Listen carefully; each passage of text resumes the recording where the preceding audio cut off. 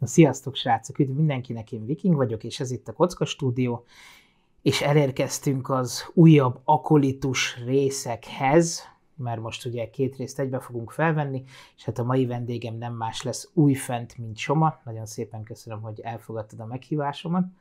Minden kedves Kocka Stúdió nézőt üdvözlök, és hát magától értetődik, köszönöm a meghívást. De még mielőtt belekezdenénk, meg szeretnék kérni mindenkit, hogy amennyiben még nem tettétek meg, legyetek kedvesek, iratkozzatok föl mind a kettőnknek a csatornájára, hisz mind a ketten csinálunk egy YouTube csatornát. Aki itt van, az valószínűleg tudja, hogy a Kocka Stúdió az enyém, és a Hétköznapi Kocka nevű YouTube csatorna a Somáért, természetesen a linket, meg minden egyéb ilyen dolgot megtaláltok majd a leírásban. Hát nem tudom, Soma, hogy vagy vele? Amennyire dicsértük így az elején ezt a sorozatot, én megmondom őszintén, hogy engem egyre jobban kezd elveszíteni. Az előző rész is olyan volt, hogy megnéztem, igazából megkaptuk azt a csattanót, amire úgymond számítottunk, de ezek ellenére sem, már egyre inkább nem várom a szerdákat abból a szempontból, hogy jön ez a sorozat. Nem Nos, tudom, hát ez érdekes, amit mondasz, mert teljesen megértem az álláspontodat, de attól függetlenül nekem most ez az utóbbi 2 epizód, ez felkeltette az érdeklődésemet, mert minden hiba továbbra is fennáll, és erről fogunk szerintem pár mondatot váltani, de ugyanakkor egy picikét én azt érzem, hogy most akkor megtalálta magát ez a sorozat, hogy akkor most egy picikét úgy érzem, hogy lett ennek egy pici tétje. Nem óriási nagy. Tehát, hogy picit ez ilyen levegőben levegő tét. És én azt is megértem egyébként, és pont a podcastra készülvén gondolkodtam ezen, hogy ugye te most párhuzamosan csinálod a Sárkányok házát, ugye? És ez egy nagyon-nagyon jó példa, mert ugye kezdjük a 5. résszel, ugye az 5. részben elég sok karaktert elveszítünk. És az a helyzet, hogy ugye hát ezt a fajta szélsőséges, egyik karakter sincs biztonságban, teljesen mindegy, hogy mi újság van, ezt bár elég sok próbálkozás volt rá, de a Trónok harca rakta be a mainstreambe. Tehát annó a Trónok harca volt az, ahol először érezhette azt mindenki, hogy attól, hogy valaki főszereplő, kurvára nem fog meghalni, tehát kurvára meg tud halni. És ez egy óriási újítás volt, és így emlékszem, hogy minden Trónok harca epizódnak úgy ült neki mindenki, hogy hajaj, mi a fasz lesz most, úristen. Ja, most ki fog meghalni. Így van, tehát hogy tényleg ajajaj, én nagyon drukkolok az XY-nak, és léci ne, és hát nagyon sokszor pont a lécinek haltak meg inkább. És itt az a helyzet, hogy itt ugyanezzel próbálkozik a dolog, és nálam átütötte a falat ezek a halálok, de ugyanakkor, hogyha hátralépek egyet, azért ki kell, hogy jelentsük, hogy azért ezek a figurák olyan közel nem kerültek hozzánk, hogy annyira durván megérintsen minket a haláluk. Amit egyébként sajnálok, és mielőtt azt hinné bárki, és jönnének a kommentek, a jogosnak vélt kommentek, hogy hát jó, de hát 4 epizód alatt, hogy a bánatba ismerjünk meg valakit, pont a Trónok harcát fel tudom hozni példának, hogy ott 2 epizód alatt is meg tudtunk annyira szeretni egy karaktert, hogy elképesztően sokkolt minket a halála. Ez például abból is következik, hogy ott egy epizód nem 30 perc volt, meg jó, de mondjuk pont azt számolgattam, hogyha összeadod, akkor mondjuk 2 Trónok harca rész volt kb. Olyan hosszú, mint itt 4 rész, szóval nagyjából ugyanott vagyunk időben. Igen, tehát nagyjából ugyanott vagyunk. Perc. Ebben igazad van egyébként, ebben nem gondoltam bele, és ebben igazad van, tehát ebben én nem gondoltam bele, és ezt a részt fel tudom hozni, viszont ugyanakkor pedig ez a krimi szál, ez nekem kezd most már alakot ölteni. Hogy most már nagyon húzzák a rétes madzagot, hogy itt valami nagyon nagy titok lapul a háttérben, és ez azért is volt tetten érhető, hogy ez egyikről is mondtam egy mondatot, és a másikról is, de úgyis bele részletezünk, hogy itt a 6. részben nálam még az is fölmerült, hogy a Saul és a tanítványa között mely, igaz? Tehát ő a gonosz, és az Osa a jó. Tehát, hogy a Saul és az Osa között, hogy lehet, hogy volt valami, ha érted, amit mondom. Még ez is felmerült bennem, érted? Tehát, hogy így valahogy volt egy olyan... Tehát pont ezt akartam mondani neked, hogy hogy ez a krimi szál, ez kezd ebben a dologban így felmerülni, hogy most már így elkezdek így, nem tudom, ilyen teóriázni egy kicsit így fejben, hogy így úristen, mi lehet itt a háttérben, mert meglapul itt egy nagy traumája a Saulnak, meglapul itt egy nagy traumája az Osáéknak. Szóval izgalmas, úgyhogy te azt megértem, hogyha valakit ez elkezd elveszíteni, mert továbbra is túlságosan ugrabugrál, továbbra is ez a sorozat. Tehát túlságosan ugrunk, nagyon nagyokat ugrunk előre, mármint nem előre, hanem értsétek jól, tehát a témák között nagyokat ugrunk, gyorsan tudunk le dolgokat, nem mélyülünk el dolgokban, ami nekem mindig megbeszekedett véleményem, hogy igenis van rá igény, hogy el legyünk merülve dolgokban, nem kell haladni ennyire, tehát hogy, de ugyanakkor meg érted, a Disneynál megint a tökön lövi magát, mert például most a legutóbbi ilyen podcast témánk, az egyik legutóbbi az Ahsokábot, meg nem haladtunk, bazd meg. Tehát, hogy érted, amit mondok, tehát itt a kettő között kéne megállapodni, mert itt meg, de itt se haladunk, csak nem tudom megfogalmazni jól, de szerintem érted a gondolatiságomat talán, hogy így. Igen, az a baj szerintem, legalábbis ami nálam kicsapja a biztosítékot, hogy azért ez egy eléggé nagy univerzum, és valahogy már egyszerűen elengedhetnék ezt, hogy ott van egy Sith vagy egy sötét erő használó, tök mindegy, hogy minek nevezzük, a Jedi korra előtt, a Jedik föl vannak szopva a sorozatba, hogy ők mennyien vannak, milyen erősek, és akkor jaj, hogy nem vettük ezt észre, hát ott volt az orrunk előtt, vagy valami, és hogy addig könyörgöm, olyan egyszerűen most gondolkoztam rajta, miközben téged hallgattalak, hogy mit lehetne kitalálni. Mondjuk ez a gyerek ért a különböző növényekhez, és mondjuk iszik olyan főzetet, amitől, mit tudom én, az ereje így egy kicsit tudod, így ott marad, ugyanúgy, mint ez a sisak, csak így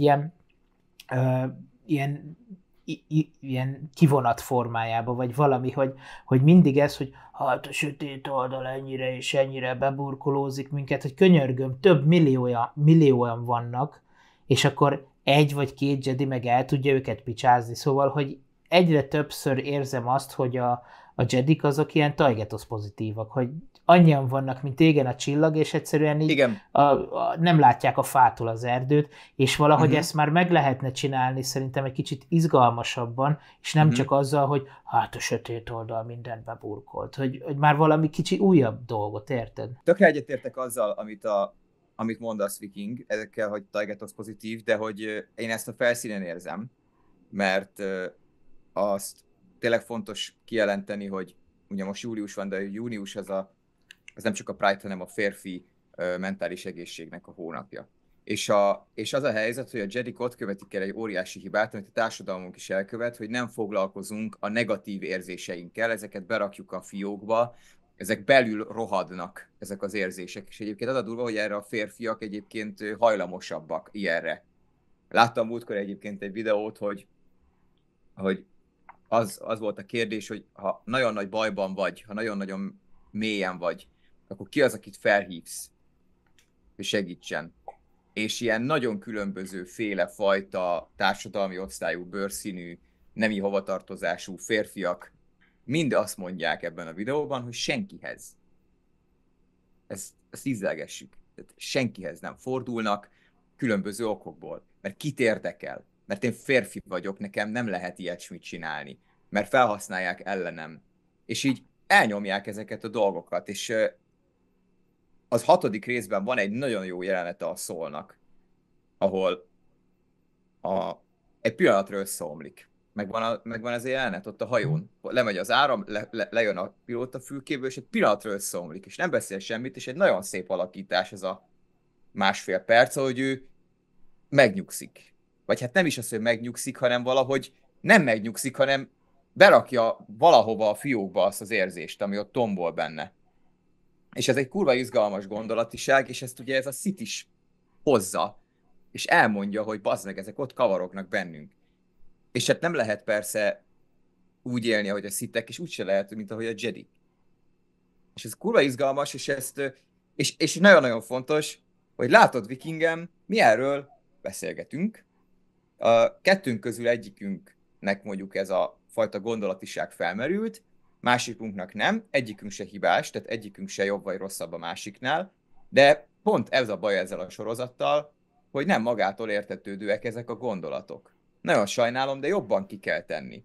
Egyértelműbben ki kell tenni. És nem kell hülyének nézni a nézőt, tehát itt is meg kell találni az egyensúlyt. De én azt érzem, hogy ezt elfedik olyan dolgok, amik engem nem feltétlenül érdekelnek. Igen, mert ezt is tök egyszerűen el lehetne szerintem magyarázni, ugyanúgy ezt pont veled beszélgettük, és te hoztad föl példának, és nekem kifejezetten tetszik a dűne, hogy csinálják úgy, hogy a felszínen maradjon ugye a sálhulud, és láttuk, nem kellett elmondani, hogy beakasszuk az orrába, meg mit tudom én, hanem egyszerűen volt egy olyan snit, amin láttuk, hogy tartják azt a cuccot, és ettől fogva megértetted.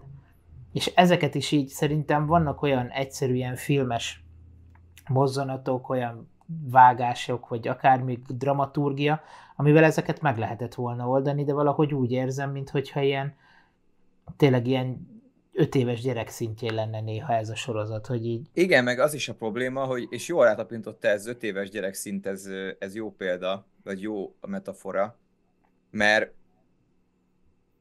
hú, hát hogy mondjam, Viking, például ezek a karakterek nem beszélgetnek. Nekem ez is a problémám, hogy lehetne, hogy beszélnek. Érted? Tehát, hogy igenis erre szálljunk már időt. Az embereknek a kommunikációjának a kurva nagy hányada az, hogy beszélnek. És nem lehet csinálni egy sorozatot emberekről úgy, hogy nem látjuk, hogy ők beszélgetnek. Érted? Váltsanak 15 mondatot egy témában. Tehát Igen, egy, amúgy... egy alapszintű videójáték megcsinálja ezt. Miért nem beszélgetnek ezek a figurák? Igen, Dumáljanak. pont most, hogy ezt így mondtad, így gondolkoztam, hogy volt-e mondjuk olyan emlékezetes párbeszéd eddig a részekben, és nekem nem, és ami a legszomorúbb, hogy ugyanekkor rájöttem, hogy jelenleg ebbe a sorozatban nekem nincs olyan karakter, akit vagy annyira gyűlölnék, vagy annyira imádnék, hogy érzelmet váltson ki belőlem. A Saulnak a karaktere, az ő karaktere azt tetszik, mert szerintem neki elég erőteljesen vaj van a füle mögött, és ő ezzel, hogy az Osát ennyire ilyen, majd hogy nem lányaként tekint rá, vagy ilyen nagyon közeli a viszony, szerintem ő ott valami múltbéli hibáját próbálja meg elég erőteljesen orvosolni ezzel és visszatörleszteni, de az összes többi karakter az olyan volt, hogy meghalt, oké, pont. Egyszerűen, mint a Warcraft filmben, mikor meghal a izének, az Anduinnak, vagy nem az Anduinnak, aki Ragnárt játszik, igen, mikor meghal a fia, hogy akkor is az egy érzelmes pillanatnak kellett volna lenni, de nem volt az, mert azon kívül, hogy tudtad, hogy a főszereplőnek a fia, érzelmi kapcsolatot nem alakítottak ki a nézővel, nem volt egyszerűen úgy semmilyen karakter jellem megismerése, és ezáltal nem voltál szomorú, hogy elvesztetted ezeket a Jedik, vagy ezt a karaktert. És ezeknél a Jediknél ugyanez volt, akit talán egy kicsit sajnáltam, az a rasztahajó, meg az a fiatal kis csaj, ez a kettő. A Hát többi, igen, hogy élte vagy halt, azért úgy nem én annyiban nem sajnáltam, hogy én kíváncsi lettem volna rájuk amúgy. Tehát, hogy így eljutottunk már arra a szintre, hogy egyébként én kíváncsi lettem volna rájuk, és nem voltam kielégülve. Tehát, hogy ez volt a problémám egy picit a halálukkal, hogy én ezekkel a karakterekkel még nem elégültem ki. De ahhoz meg túlságosan fontosnak voltak ők beállítva. Hogy. És de most például ilyenek, meghalnak ezek a karakterek, és Saul mondja, hogy menjünk a hajóhoz. Tehát érted, legalább valamelyik karakter úgy megemlíthette volna, hogy bazd meg, itt hagyjuk őket az erdőbe. Érted, annyira embertelen egy picikét nekem, annyira nem emberi, hogy ott hagyom őket az erdőben, fölmegyek a hajómra, és 2 órával később bomlok össze. Ez nem emberi, tehát legalább ott a helyszínen kellett volna valami. Igen. És nem lehet megmagyarázni, hogy megy. Hát ne hülyéskedjünk már, vannak olyan, tehát ez nagyon-nagyon-nagyon ritkán igaz, hogy már hogy ott vagyunk a csata hevében, és akkor az adrenalin. Nem. Veteránok mondják, hogy mai napig nem tudnak aludni azért, mert amit láttak harcmezőn, hogy ott a bajtársuk az óruk előtt összeesik, és érted, amit mondok, hát van egy reakciójuk, van egy viszonyuk azzal a helyzettel, és én itt ezt a viszonyt egyáltalán nem éreztem. Egyáltalán nem éreztem. És utána jön a Igen, többi főleg Jedik, akik úgy, természetesen megint emberek, bazd meg, jönnek a Jedik, és akkor nagy nehezen végre az egyik kimondja, hogy amúgy temessük már őket. De az is tudod, igen, úgy és hangzott el, hogy ássátok el a szemetet. Ilyen, hát amúgy igen, és így. az a legdurvább, hogy azért is kellett volna szerintem komoly érzelmet kiváltaniuk, mert a Jedik most erejük teljében van. Elvileg a Jediknek az univerzumban nem nagyon kéne most úgymond ellenfélnek lenni, hiszen most ők a basszájba az egész univerzumba. Szóval, hogy azért az, hogy így meghalnak, úgymond, ahogy a mesterek is jó, ott úgymond a Jedi alsóházba így próbáltak valamit csinálni, de az se azért, mert hogy úristen, hát meghalt a Jedi, akkor most mi lesz, hanem azért, hogy eltusolják a dolgot, mert politikailag nem akarnak szarba lenni. És amúgy ez Igen, is egy ennek is tök egyébként érdekes van dolog tétje, egyébként, amit egyébként tök szépen ki lehetett volna fejteni, és, de hát nem. és egyébként szerintem sokkal érdekesebb lett volna, ami számomra még egyébként vissza tudja hozni olyan szintre a sorozatot, ami szerintem eléggé úgy néz ki, hogy ez kezd el kialakulni, hogy amit már azt hiszem beszéltünk, vagy veled, vagy Ketivel, nem tudom, hogy szerintem az ikrek úgymond kvázi nem csak fizikálisan, hanem szerepben is helyet fognak cserélni. Mert ugye most azzal lett vége, hogy Ő az fölvette Osa a sisakot. fölhúzta a sisakot, a melynek, meg hogy a Soul Mester elkezd mesélni valamit. És szerintem most fogunk eljutni ahhoz, szerintem most egy vagy egy teljesen flashbackes rész lesz, vagy ilyen félig meddig. Elvileg igen, mert azt mondták, hogy a 7. rész a következő teljesen Uh-huh. flashbackes. Ezt a Rickson És mondta az egyik videójában, ja, hogy a 7. rész az teljes flashback. mert szerintem most fogjuk meglátni majd azt a részt, azt a dolgot, amiért a mely gyűlöli a Jediket, és az Osádnak, amiért hazudtak.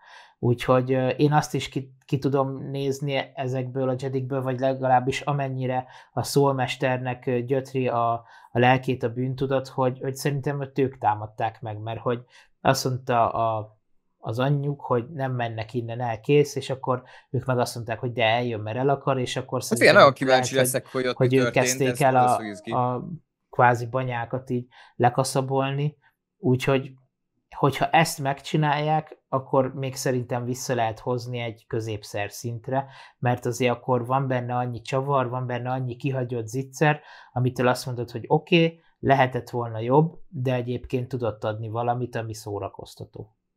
Jó, azért csak hogy a pozitívumokat kiejtsük, nekem egyébként ennek a szitnek a dizájnja nagyon tetszik. Tehát, hogy nagyon tetszik, tök jó ötletes sisak, meg ez a fém, amit használ a fénykardok ellen, ez nekem nagyon tetszik. Ami egyébként kánon, tehát ez létező dolog, és rengeteg hátránya van ennek a fémnek, például, hogy borzasztó törékeny, tehát, hogy ez például egy ilyen hátránya. Borzasztóan tetszett, hogy csak úgy mém is lett belőle, hogy csak így hegykén megfejeli a fénykardot, és akkor kikapcsolnak a fénykardot, csak odafejel egyet az egyik fénykardnak, és ezzel hárít. És itt szeretném felhívni a figyelmet arra, hogy kurva jól nézett ki a fénykard párbaj. Igen, Elejétől egyébként ez végig. kifejez 5. részben, köszönöm. ahhoz Tehát képest, le hogy milyen akarom. gyengeségei voltak koreográfiailag, nagyon patika volt ez a Van párbaj ezt akartam, egyébként. hogy de igen, mert ez kell. De Hát ez nekem legalábbis az új nem Star Wars ártana. trilógiákban, az új Star Wars trilógiákban nekem ez mai napig vesző paripám, Viking, hogy nincsenek benne fénykard párbajok. Nem, nincsenek. Az nem fénykard párbaj, hogy fénykard nélküli embereket levág a Kylo Ren, és az sem fénykard párbaj, hogy a Finn hadonászik a bunkós bottal. Ezek nem fénykard párbajok, az fénykard párbaj, ami például a 3. rész végén van, az egy fénykard párbaj, vagy ami a 2. rész végén van, a Dooku gróf ellen, vagy az első részben a Darth Maul-lal, ezek fénykard párbajok. És az a helyzet, hogy, hogy azért is most emelem a kalapom, mert nem tudom, hogy mennyire lett belerakva a meló, meg azért látom a vágásokon, hogy tehát a nagy totálokat, azokat érdekes módon itt is kerülik. Tehát, hogyha érted, a nagy totálban nem láttuk a fénykard párbajt, mindig sok közelivel dolgozott, és hát ugye ez azért van szerintem, mert ugye ezt szerintem már minden rajongó pontosan tudja, és unásig el lett mondva mindenhol, de a Hayden Christensenék ők elvonultak effektíve Jedi táborba, bazd meg, és fél éven keresztül csak a koreográfiát tanulták. Tehát azt ők tényleg lenyomják, baszki, és ők az álmukból felkelve tudták már ezt olyan tempóban tolni, nincs felgyorsítva. Tehát ez a kedvencem a harmadik rész elején, a harmadik rész végén a fénykarpában, hogy nincs felgyorsítva. Tehát ez nagyon durva. Spielberg nyilatkozta, ő rendezte. Mármint ezt a fénykarpábajt, nincs felgyorsítva. Azért, mert ezek a színészek ennyire begyakorolták ezt a cuccot. És ha megnézed, ott kurvára van totál, hogy látjuk Igen. őket hosszú másodpercekig, teljes valójukban, nagyon sok a vágatlan, tehát nagyon sokszor vágás nélkül sokáig csinálják. Ez azt jelenti, hogy ez egy nagyon hosszú folyamat. És ugye ezt a hosszú folyamatot én megtippelem, hogy nem kapták meg ezek a színészek, de ennek ellenére tényleg le a kalappal. Főleg a Padawan csaj előtt, ő nekem kifejezetten jól állta a sarat. Nagyon tetszett ez, ahogy például ő meghal. Tehát, hogy a fénykarnak a gyors kibenyitogatása, ez a technika, ez nekem nagyon-nagyon tetszett. Szóval, hogy így tényleg ezek a fajta pozitívumok, ezek egyébként előrébb viszik a dolgot. Szerintem a Sid csávóról nem telik bele szerintem egy hónap, olyan cosplayek lesznek, hogy behugyozol, de hogy így biztos vagyok benne, tehát ezt én már látom magam előtt. Nekem ezzel a Sid csávóval az egy problémám van, mint ami Kylo Rennel is volt. Hogy amíg nem vette le a sisakot, addig megvolt ez a misztikuma, megvolt az a kicsit kvázi most így jobb szó hiány, ez a félelmetessége. Tudod, ugyanúgy, ahogy Darth Vadernek is. Hiszen rejtélyes, tudod, nem tudod, hogy ki lehet az. És itt, hogy ezt így eldúrogtatták, és jó, hát már azért sorozat felénél járunk bőven, szóval azért már illik megtudni, hogy ki az, de hogy onnantól kezdve nekem nem volt annyira ijesztő, mert viszont úgy adták elő nekünk addig, amíg láttad az arcát, mint egy dilettáns kis idiótát, aki mondjuk valakinek a pribékje, és szerintem nekem legalábbis nehéz volt átvenni ezt a én erős vagyok, meg én egy tanítványt akarok, meg tudod ezt a fajta dumát, mert nem ezt láttuk tőle. Ha ugyanezt csinálta volna, de úgy, hogy a sisakot nem veszi le, akkor sokkal könnyebben tudtam volna azonosulni ezzel a Sid dologgal, én legalábbis. Igen, értem. De közben meg nyilván azt is megértem, hogy meg kell ismernünk azt, hogy ki hát a nem gonosz. csak azt, hogy meg kell ismerni, hanem nem csak azt, hogy meg kell ismerni, mert az most egy dolog, hogy ki van a maszk mögött, hanem azért ennek a Sidnek szerintem érdekes a motivációja. Tehát, hogy meg érdekes a sztoria. Tehát, hogy például ilyen meglepően hangsúlyosan mondta, hogy amikor ő Jedi volt, az nagyon régen volt. És ki tudja meg itt mi fog kiderülni ezzel kapcsolatban, érted? Igen, mert ezért meg nem tűnik olyan öregnek, szóval ilyen hát ez nagyon maxi a 32, meg nem tudom, hogy észrevetted, az max. Osának a sebét, azt egy mozdulattal elállította ott a vérzés. Volt egy ilyen hát meg azért, hogyha belegondolsz, jó, most nem valószínű, hogy a alsóház legerősebb Jedieit küldték el arra a küldetésre, de azért simán miszlik be a Pritotta majdnem az összes Jedit. Hát ugye a 6. elmondják, hogy ez egy nagyon erős csapat volt egyébként, amit oda ja, küldtek. igen, tényleg igazad van. Tehát, jó, de mondjuk azt mondom, hogy nem egy Yoda-mester, nem egy Windu. Hát nem, de hát ugye ezek a Jedik, hát a büdös, tehát azért azt is hozzátartozik, hogy ezek edzőtermen kívül szerintem fénykardot nem nagyon nyitottak ki az elmúlt években ezek a Jedik. Ezt is vegyük hozzá. Tehát ezek nincsenek hozzászokva ahhoz, hogy itt van egy könyörtelen fénykard harcos, tehát hogy érted, amit mondok. Szóval lehet, hogy így ilyen steril környezetben így nagyon szépen megcsinálják, például egy karatéban, hogy nagyon szépen megcsinálják a katákat, a forma-gyakorlatokat, de lehet, hogy szabad küzdelemben meg azért egy-két pofon után meg lehet, hogy hát meg szabad küzdelemben, tehát hogy nekünk volt annó Krav Maga oktatásunk a színész suliban. Nagyon szerettem. És a Krav Maga oktató mondta, hogy valaki elővesz egy kést, és ott dög lesz meg. Ennyi volt, kész. Tehát ott az utcán ez így néz ki. Nem úgy néz ki, hogy ott itt tartja a kést, hanem azt mondta, hogy lehetsz bármilyen jó karatés, tök mindegy milyen karatés, meg tök mindegy milyen akár Krav Magás, kész. Ott is azt mondta, hogy futás. És ezek a fekete öves edzőteremben érlelt karatésok találkoztak egy ilyen bökőssel. És nem tudtak vele mit kezdeni. Most érted, ez most ilyen furcsa példa, de... Most egy eltörtelek ezzel a bökős csávóval? Nem, amúgy zseniális, és csak próbálok így felúcsúdni belőle, de kurvára tetszik, és egyébként nagyon jó hasonlat.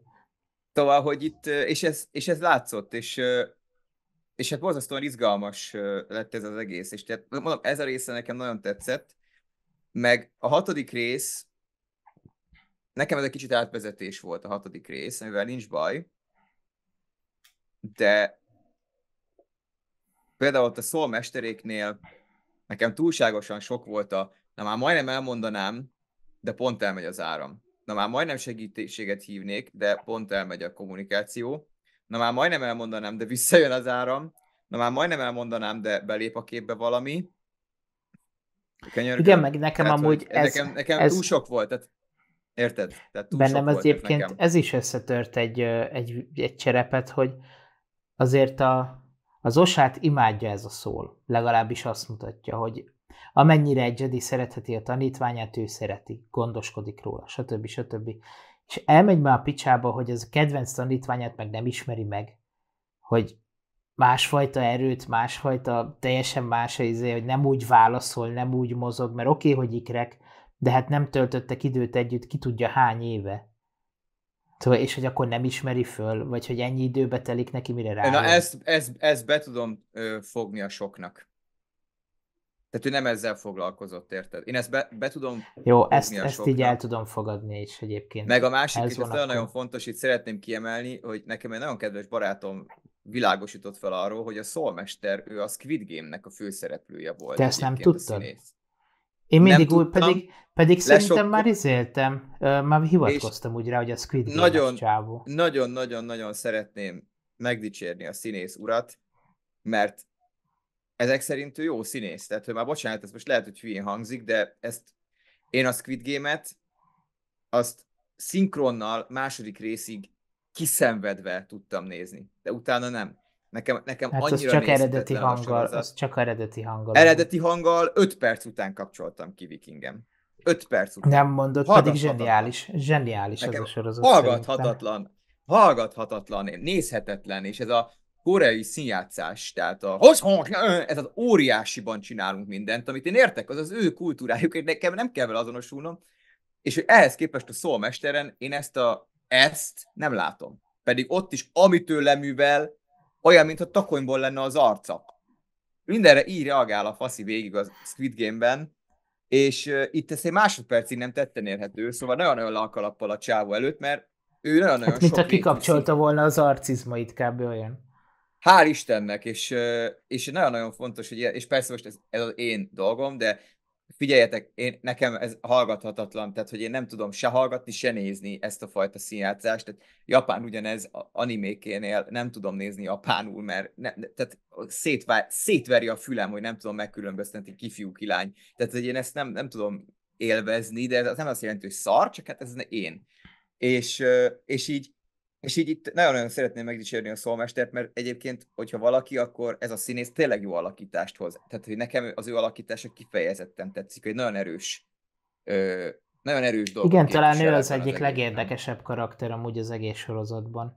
Így van, így van. Szerintem, mert tényleg tényleg ez a fényes lovak, fényes páncéllal, és közben meg úgy látod, vagy ahogy megyünk tovább, vagy megyünk előre a cselekvésbe, úgy érzed, hogy nem is biztos, hogy annyira fényes volt ott neki a páncélja. Vagy valami Igen, ilyen feelingje van. igen, egyre inkább én is ezt érzem vele kapcsolatban, de nem csak vele, hanem ö, az ostoros Jedi Mester füle mögött is van szerintem vaj. Tehát, hogy ő is nagyon fura nekem. Tehát szerintem itt össze fog állni egy nagy kép, és nem véletlen, hogy ez a Sith ez pont ezt a két ikret találta meg, miért pont őket, hogy került kapcsolatba velük, ő is Jedi volt, ki az a Jedi Mester. Fúj, itt borzasztóan izgalmas dolgok vannak még készülőben szerintem ezzel kapcsolatban, és a következő rész az szerintem az a rész lesz, ahol mindenre választ kapunk, tehát szerintem ott összeáll a kép, és lesz egy finálénk. Én ezt így tippelem, mert ugye már csak 2 epizód van hátra, ha jól tudom, igaz? Igen, Hát mert jól 8 mondom. részes, azt hiszem. Igen, tehát szerintem lesz a következő rész, ahol minden összeáll, szerintem az erős lesz. Én ezt megmerem kockáztatni, hogy szerintem erős lesz. és ja, lesz egy finálé. És szeretném azt még megint kiemelni, hogy minden hibának az ellentétével, tehát minden hiba ellenére, de azt megint említsük már meg ebben a podcastben, gyerekek, hogy mint szerkezet, mint műfaj, ez egy sorozat. Tehát, hogy ezt szeretném kiemelni, hogy ezt mindig panaszkodunk a Disney Plus-ra, itt ezt most szeretném megdicsérni, ez egy sorozat. Tehát a 6. résznek is úgy lett vége, és az 5. résznek is, a 4. is úgy érnek véget ezek az epizódok, hogy külön értelmezhető egységek, és a legvégén van egy olyan fajta elem, ami miatt tovább kapcsolsz a következőre. És ez nagyon fontos. Gyerekek, ez borzasztó fontos, ezt kérjük számon. Hát baszki, az Ahsokánál ez tetten érhetetlen volt. Az egy 9 órás film. Tehát érted, amit feldaraboltak valahogyan. Szóval ezt szeretném itt is kiemelni, hogy látjátok, hogy nem csak ilyen nagyon szigorúak vagyunk mi itt a Vikinggel, a Disney Plus-szal. Szóval summa summarum, drága Vikingem, itt, mert most sokat beszéltem, hogy én egyelőre még mindig origón vagyok a sorozattal. Tehát, hogy már legelejére visszacsatolva, hogy te mondtad, hogy kezd elveszíteni, én még origón vagyok, én még így csapódok, legvégén fogom tudni ezt neked megmondani, hogy én ezzel kapcsolatban mit gondolok, és ezt nem sznobizmusból mondom, meg ilyenből, hogy ja, mert végéig kell nézni, nem, hanem mert nagyon szívesen mondanék most is egy véleményt, Andornál is megtettem, emlékezz rá, aztán mekkorát tévedtem, de hogy ettől függetlenül én most nem tudom megmondani, mert folyamatosan váltakozik bennem, és ez egyébként talán egy pozitívum is, de ezt most nem merem megkockáztatni. És igen, egyébként tök sok érdekes dolgot mondtál, amitől én egy picit félek így a fináléval kapcsolatban, az az, hogy ez a 2 rész szerintem egy kicsit kevés lesz. Mert most szerintem az utolsó előtti részben ugye fény derül erre az egészre, most már mi nézők is tisztán fogunk látni, és a 8. részben meg lesz majd tényleg egy csattanótól, lezárás, stb. Ami viszont szerintem úgymond hiányozna a sorozatból, és nem tudom, hogy tudnák beleszőni, de nyilván ez a forgatókönyvírókon meg a rendezőkön fog múlni, hogyha ez a Sith, vagy nevezzük akárminek, olyan de nagyon rég volt Jedi, akkor az osáékhoz nem nagyon lehet köze. Szóval, hogy akkor az ő történetszála valamikor elméleti síkon sokkal régebben kellett volna ennek így megtörténnie, és viszont ahhoz meg szerintem van annyira érdekes a karakter, hogyha már így belebegtették, hogy akkor viszont szerintem a néző szeretné megtudni, viszont még egy karaktert így bemutatni, vagy stb., az már úgy lehet, hogy kicsit játékidőbe kevés lenne. Hát lehet, hogy és én egy kicsit fog ezzel foglalkozni, hát ez a nagy csattanó, nem? Az is lehet egyébként. Nem tudom, pont ezt mondom, hogy ez még furra egy ilyen Schrödinger macskája effektus, hogy lehet, hogy tényleg egy nagyon jó lezárás lesz, de én jelenleg attól is félek egy picit, hogy amit ugye a legtöbb sorozatnál mondunk, hogy szép lassan indul, aztán a közepénél begyorsítanak úgy, hogy mintha padlógázt nyomnának, és akkor a végén meg nem tudsz észbe kapni. És egy kicsit én itt ettől félek, hogy ne ilyen legyen. Mert amúgy én szeretném, hogyha legalább visszahoznának arra a szintre az utolsó 2 résszel, amivel az elején. Mert azzal totálisan ki tudnék békülni, mert nem azt vártam ettől a sorozattól, hogy ez lesz a kedvenc Star Wars-os sorozatom, viszont élvezni szeretném. És amúgy egyébként eddig élvezhető. Ez most ugyanúgy ez a gyenge részek hete, mert például a Sárkányok házával is úgy voltam, hogy ez, ami most volt ezen a héten, nekem ez volt a leggyengébb eddig a Sárkányok háza összes része közül. Most meg az Andor, vagy ugye az Akolitusban volt ez a leggyengébb, attól még nem jelenti, hogy a sorozat rossz lenne. Igen, és figyelj, Viki, nem kell szabadkoznod. Tehát mondom, így is kezdtem a dolgot, hogy ha valaki azt mondja, hogy őt elveszíti ez a sorozat, akkor én az a helyzet, hogy én ezt meg tudom érteni.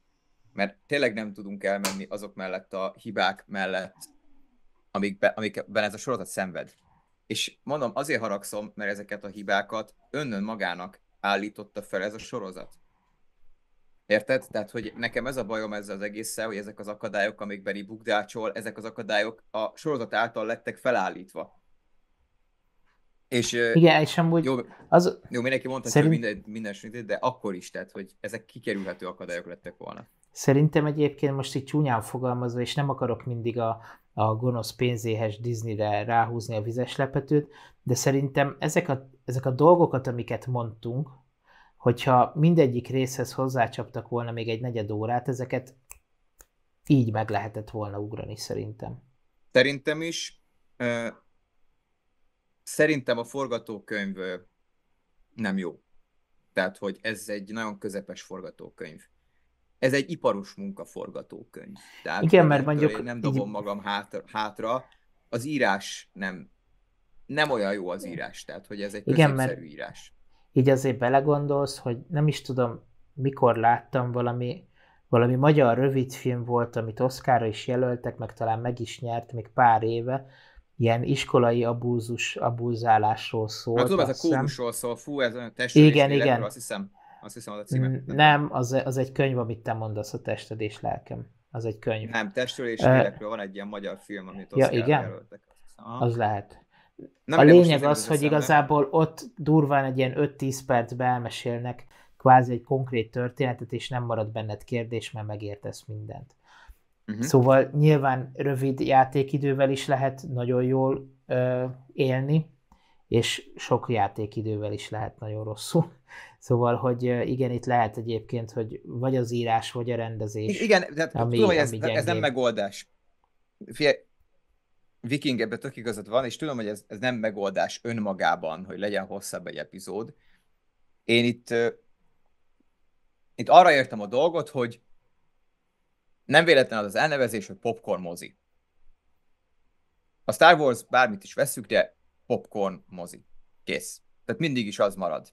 Tehát lehet benne kísérletezni, de sose lesz egy Kubrick-féle művészfilm a Star Wars. Tehát kész. Pont. Ennyi.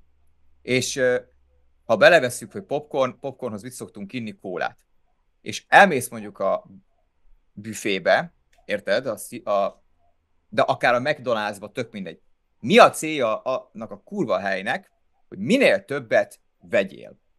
Ugye? Minél többet egyél belőle, mert akkor többet fogsz belőle venni, legközelebb is visszamész. Hogy ez jó vagy rossz, döntsétek el. Vitatkozzunk róla majd egy másik podcastben. Most mindegy. Ez egy aspektus. És itt van a Star Wars, a Disney Plus. Ki azt mondja, hogy van nekünk Star Warsunk, de csak ennyit adok. És akkor így mondják a rajongók, hogy egyébként, tehát, hogyha mondjuk tényleg tegyük fel, hogy mondjuk ez az akolitus lenne egy ilyen nagyon legalja minőség, akkor jöhetne bőven sokkal több Star Wars sorozat, adjunk nekik sokkal több teret, adjunk nekik sokkal nagyobb szabadságot, és akkor ugorjunk neki. És igen, lesz bukás, és lesz olyan, amikor meg nem bukik el a dolog, hanem mennybe megy. Mert tehát Marvelnél Meg is hát rengeteg film volt bukás, persze. és volt olyan, ami meg nagyon emlékezetes, tehát ezt nem így mondom. És nem értem, hogy a Disney ezt miért nem lépi meg, hogy mit fukarkodik nekünk ezzel. Mik ezek a rövid epizódok? Hát térdelálva könyörgöm. És nem értem, hogy hogy miért. És az a helyzet, hogy szerintem, hogyha ilyen közepes írókkal dolgozunk, akkor nekik tud segíteni, hogyha több időt kapnak. Mert Igen, az mert a helyzet, egyébként hogy amúgy nem lehet, lenne, hogy ez nem, nem lenne szar, csak nem ugrotta meg a szintet ez a... Mondom, ez egy igen, rossz írás, ez rosszul van igen, megírva. szerintem a legjobb, ami számomra legjobban kifejti az, hogy milyen ez a sorozat eddig, nekem ez egy erős középszer. Hogy így, Igen, mint egy amikor iparos munka. igen, ahogy te Igen. is mondtad valamelyik izébe, hogy kaptál egy projektet, ezt meg kell csinálnod, de nem érzed magadénak, és csak kötelességből, meg azért, mert kapsz érte pénzt, megcsinálod. És itt is valahogy úgymond kvázi, szerintem majd, hogy nem mindig ugyanazt mondjuk, mert summa summarum mindig a köré megyünk, hogy egyszerűen olyan, mintha nem lenne lelke. Pedig amúgy mind a karakterek, mind a történet, mind De az van, idősík, amiben igen. látszódik meg, tök erősen meg lehetne csinálni, de valamiért nem éreztetik olyan erősen a nézőkkel, mint amennyi potenciál lenne ebbe az egészbe. Figyelj, ez így van. És a másik az, hogy egy picit hülyének vagyunk nézve. Az Obi-Wan Kenobi sorozattal kapcsolatban annó én barátaimnak mondtam, mikor már tudtuk, hogy el fog készülni, hogy legyen az, hogy az első részben megjelenik a Qui-Gon Jinnnek a szelleme, És én azt is megnézném, ha az egész sorozat erről szólna, de mondjuk az első 4 epizód legyen az, hogy meg itt lefagytam, nem fagytam le, jó Nem. vagyok. Jó. Hogy mondjuk az első 4 epizód szóljon arról, hogy ők ketten beszélgetnek, flashbackelnek, és a Qui-Gon reagál az Obi-Wanra, milyen hibákat követett el, vagy mit csinált jól, és miért kell magának megbocsájtani. Üljenek le, és beszéljenek. Kurva izgalmas lett volna. Most kezdem már el ezt a két színészt, érted? Az Ewan McGregort, meg a Liam Neesonet, hogy ülnek egy barlangban, és beszélgetnek. Hát ne hülyéskedj már, szerinted lett volna olyan Star Wars rajongó, aki azt mondja, hogy halálra untam magam. Hát ne hülyéskedjünk már. És az a helyzet, hogy egy picikét ezt érzem. Itt is. Miért nem látunk bele? Tehát, hogy baszki, miért nem? Engem érdekelne, hogy hogyan áll össze a Jedi tanács. Érted? Tehát lehetett volna egy olyan epizód, ahol ezt végignézzük. Végigmegyünk. Például tökre megnézzék egy olyan epizódot, hogy mondjuk ott az alsó ház környékén, aki ott oktat, tudod, mondjuk a pici padavanokat oktató pici Jedi mester, az mondjuk az egyik padavannal mondja, hogy üzen már meg XY mesternek ezt. És a padavant követjük végig, ahogy megy a Jedi templomba, mindenhova bemegy, mindenhonnan elküldik, mindenhonnan azt mondják, hogy fú, tudom, menj oda, és tényleg akár lehet egy 30 perces epizód is, mert leszarom, de végig szaladnánk a Jedi templomon, érted, hogy itt ez történik, itt van a budi, bemegy oda, akkor itt ülnek a izék, tehát érted, de picikét foglalkozzunk már ezzel a kurva világgal. Tehát, hogy nekem az a bajom, hogy nem kaptunk még eleget a Star Wars világából. Nem a Star Warsból, a világából nem kaptunk még eleget. Nekem ez a bajom. Amikor fel vannak háborodva, hogy mit keres itt Ki-Adi-Mundi mester, keressen itt nagyon sokat Ki-Adi-Mundi mester, mert nem kaptam belőle eleget. Hogy miért nincs benne Yoda? Igen, kurvára fontos. Miért nincs benne Yoda? Nem kaptam belőle eleget. És ez a problémám ezzel az egésszel. Miért készülnek Star Wars tartalmak? Mert a rajongók még mindig nem kaptak belőle eleget. És ez a probléma, hogy miért nem kapunk? A Marvel megbukik most lassan, mert eleget kaptunk belőle. Érted? Tehát ebből eleget kaptunk. Már nem lehet csűrni, csavarni. A Thanosszal ott azt mondták a nézők, hogy katarzis, vége, elfogadtuk, és aztán ami utána történik, az nagyon-nagyon kellemetlen. Nem véletlenül, hát ezért. És itt, hogy bassza meg a kutya. És így az a bajom, hogy és igen, és igazad van, Viking, hogy megint ismételjük magunkat, de tényleg kanyarodjuk vissza picit erre a mostani 2 epizódra. Ennél a mostani 2 epizódnál a minden pozitivitás ellenére, tehát a Szolmester alakítása, a második részben a Sith. Egyébként a színészek úgy nagy átlagban szerintem tök jók, tehát hogy belőlük nem lehet belekötni. A fénykarpárbaj, a kanonizált fém, amivel megvédik, tetszettek ezek a rovar dizájnok, ilyen apróságok, hogy például elmennek, leszállnak a Jedik a bolygóra, és elmondják, hogy ezek a rovar kolónia feldúlt egy falut, bazd meg, hát akkor ez megmagyaráz mindent. És túlugrunk. Szolmester kerül gyanúba. Ugortuk. A Jedi tanács mindig beval mindent, köszönjük, szenátor. Ugortuk. Elmondom mindent a nagy tanácsnak. Ugrunk, és ezeket ugorjuk. Így megkapjuk, belekóstolunk. Igen, málna íze van, azt megyünk tovább. És így nem kapunk eleget.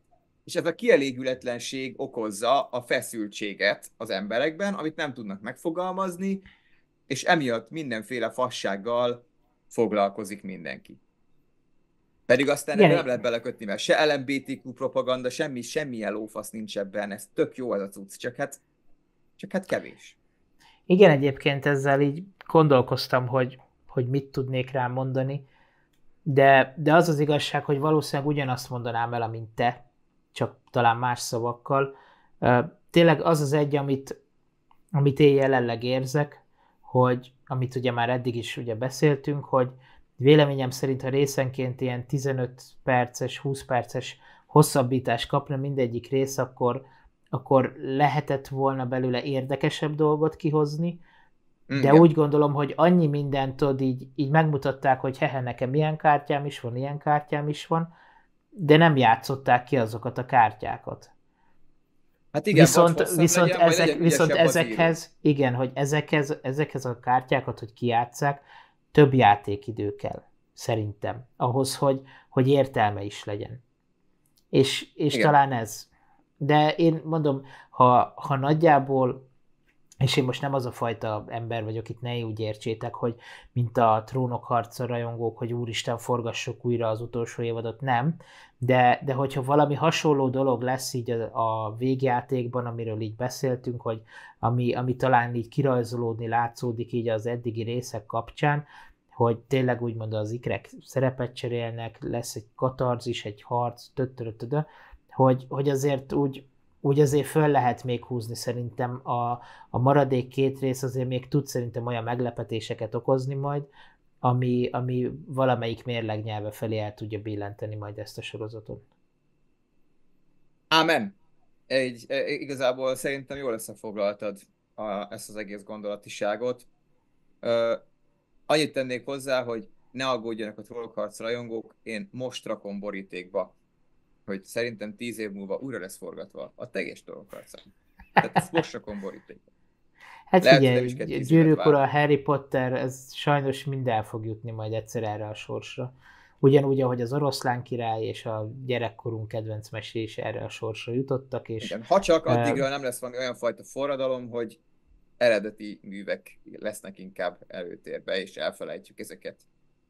De így szerintem van. ez nem fog megtörténni a közeljövőben. Úrre, nagyon-nagyon szépen levittük a Így végét van. ezzel a gondolattal. Igen, ilyen Igen. pessimista dologra, viszont srácok, szerintem nagyjából összeszedtük Somával, amit mondani szerettünk volna, tényleg kb. Már csak így ismételni tudnánk De a magunkat. részletes videókat, azokat a Rixonnál keressétek. Tehát, hogy ő Igen, kielemzi az utolsó fűszálat, mi az impulzusainkat beszéljük, és így szerintem van. tényleg kb. Ez volt a miénk, igen. Írjátok le, hogy nektek mi a véleményetek erről, nektek mennyire tetszik ez a sorozat, mennyire lepődtetek meg, hogy kicsoda is az a Sith nagyúr. Somának újfenn nagyon szépen köszönöm, hogy itt volt, és emelte a gondolataival a videó színvonalát, és találkozunk, srácok, legközelebb is. Sziasztok! Hello!